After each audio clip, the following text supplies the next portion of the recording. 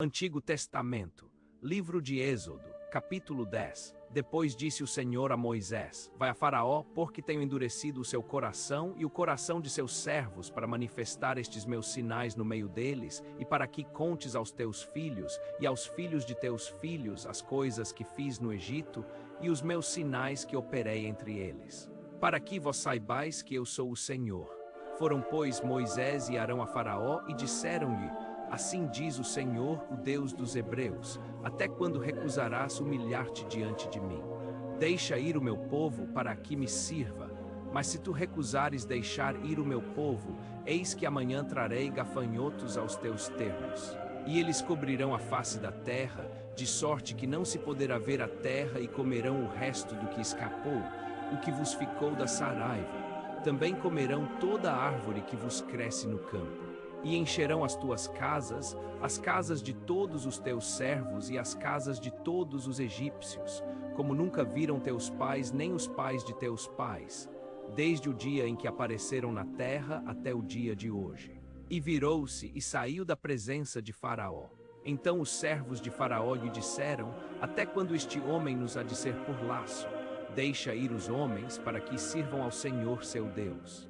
Porventura não sabes ainda que o Egito está destruído, pelo que Moisés e Arão foram levados outra vez a Faraó, e ele lhes disse: Ide servir ao Senhor vosso Deus.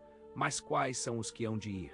Respondeu-lhe Moisés: Havemos de ir com os nossos jovens e com os nossos velhos, com os nossos filhos e com as nossas filhas, com os nossos rebanhos e com o nosso gado havemos de ir.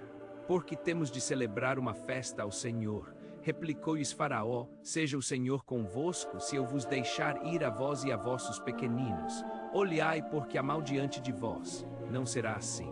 Agora ide vós, os homens, e servi ao Senhor, pois isso é o que pedistes. E foram expulsos da presença de Faraó.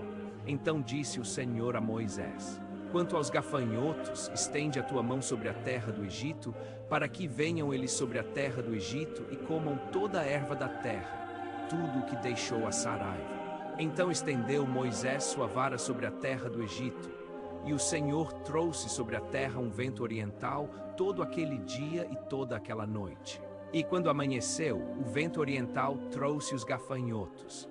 Subiram, pois, os gafanhotos sobre toda a terra do Egito e pousaram sobre todos os seus termos. Tão numerosos foram, que antes destes nunca houve tantos, nem depois deles haverá.